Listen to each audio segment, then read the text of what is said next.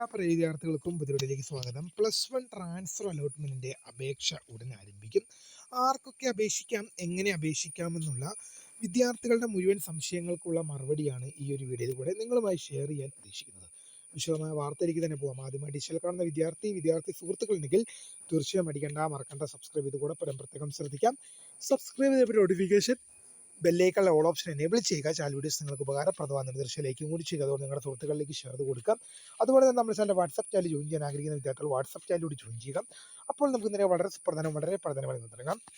+1 അലോട്ട്മെന്റിന്റെ ഒരുപാട് വിദ്യാർത്ഥികൾ first option ഉൾപ്പെടെ അലോട്ട്മെന്റായി ലഭിച്ചവർ തങ്ങൾ ഇഷ്ടപ്പെട്ടെടുത്ത ഫസ്റ്റ് ഓപ്ഷനായി വെച്ച സ്കൂളും കോഴ്സും കിട്ടിയവർ ഉൾപ്പെടെയുള്ള കേരളത്തിലെ ഒരുപാട് വിദ്യാർത്ഥികൾ പ്രതീക്ഷയോടെ കാത്തിരിക്കുന്ന ഒരു അലോട്ട്മെൻറ്റാണ് ട്രാൻസ്ഫർ അലോട്ട്മെൻറ്റ് എന്നുള്ളത്.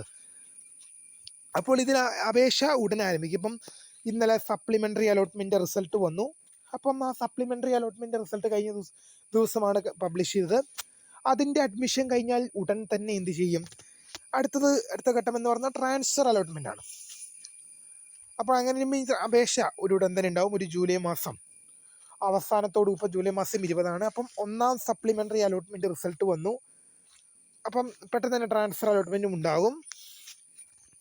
ആർക്കൊക്കെ അപേക്ഷിക്കാം, എങ്ങനെ അപേക്ഷിക്കാം എന്നുള്ള വിവരങ്ങളിലേക്ക് പോകുന്നതിന് മുമ്പ് കുറച്ച് കാര്യങ്ങൾ പ്രധാനമായിട്ടും പറയാനുണ്ട്.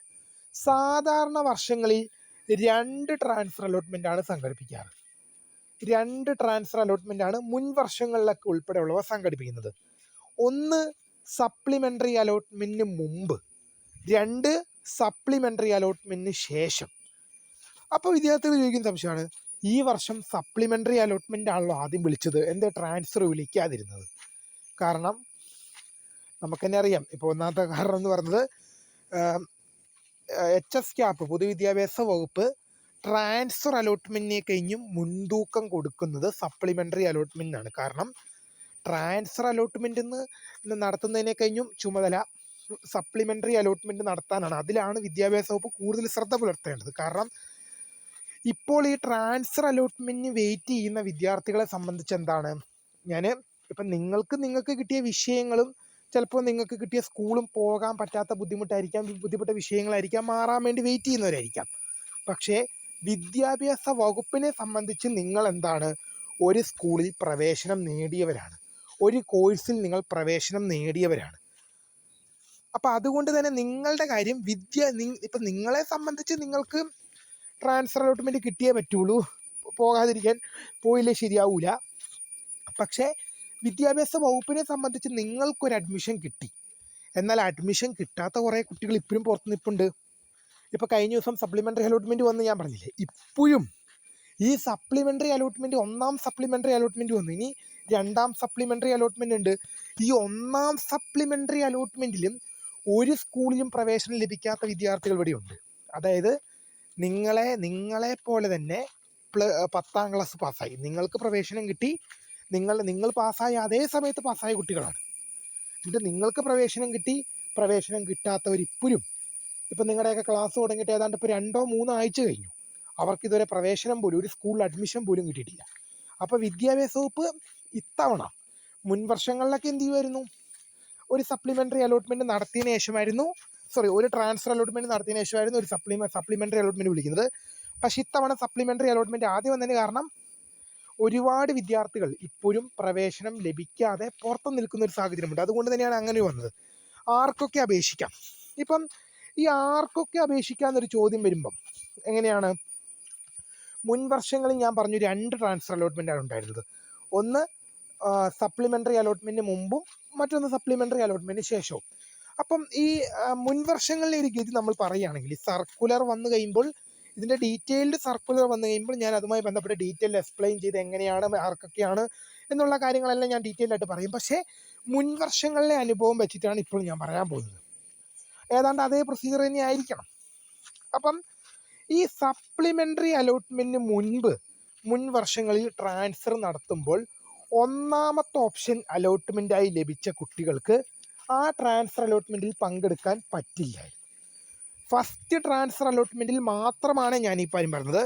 സപ്ലിമെൻ്ററി അലോട്ട്മെൻറ്റിന് മുൻപ് നടത്തുന്ന ട്രാൻസ്ഫറിൽ മുൻ വർഷങ്ങളിൽ എന്ത് ചെയ്യാൻ പറ്റൂല, ഒന്നാമത്തെ ഓപ്ഷൻ അലോട്ട്മെൻറ്റായി ലഭിച്ച ഒരു കുട്ടിക്ക് വിദ്യാർത്ഥിക്ക് പങ്കെടുക്കാൻ പറ്റില്ല.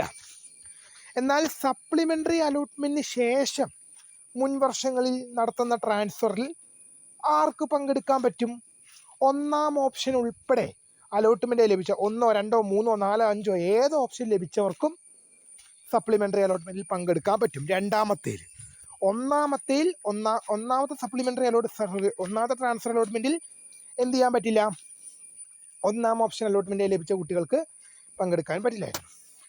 അപ്പോൾ ഈ വർഷം എന്താണ്, സപ്ലിമെൻ്ററി അലോട്ട്മെൻറ്റിന് മുൻപായിട്ട് ഒരു ട്രാൻസ്ഫർ അലോട്ട്മെൻറ്റ് നടന്നിട്ടില്ല. സാധാരണ സപ്ലിമെൻ്ററി അലോട്ട്മെൻറ്റിന് മുമ്പ് ട്രാൻസ്ഫർ വിളിക്കുന്നതായിരുന്നു, പക്ഷേ ഈ വർഷം അത് വിളിച്ചിട്ടില്ല. അതുകൊണ്ട് തന്നെ ഇനി വരാൻ പോകുന്ന ട്രാൻസ്ഫർ അലോട്ട്മെൻറ്റിൽ എല്ലാവർക്കും പങ്കെടുക്കാൻ പറ്റുന്ന രീതിയിലായിരിക്കും. അതായത് ഒന്നാം ഓപ്ഷൻ അലോട്ട്മെൻറ്റായി ലഭിച്ചവർ ഉൾപ്പെടെയുള്ള എല്ലാ വിദ്യാർത്ഥികൾക്കും പങ്കെടുക്കാൻ പറ്റുന്ന രീതിയിലായിരിക്കും വരാൻ പോകുന്നത്. കാരണം മുൻ വർഷങ്ങളിൽ 2 ട്രാൻസ്ഫർ ഉണ്ടായിരുന്നു. ഈ വർഷം ഒരു ട്രാൻസ്ഫർ അലോട്ട്മെൻറ്റ് നടക്കാനേ സാധ്യതയുള്ളൂ. കാരണം അതിനുള്ള സമയമേ ഉള്ളൂ. ഒരു ട്രാൻസ്ഫർ അലോട്ട്മെൻറ്റ്, ഇപ്പോൾ ഈ സപ്ലിമെൻ്ററി അലോട്ട്മെൻറ്റ് കഴിയണം, അത് കഴിഞ്ഞ് ട്രാൻസ്ഫർ അലോട്ട്മെൻറ്റ്, അത് കഴിഞ്ഞ് സ്പോട്ട് അഡ്മിഷനും ഉണ്ട്.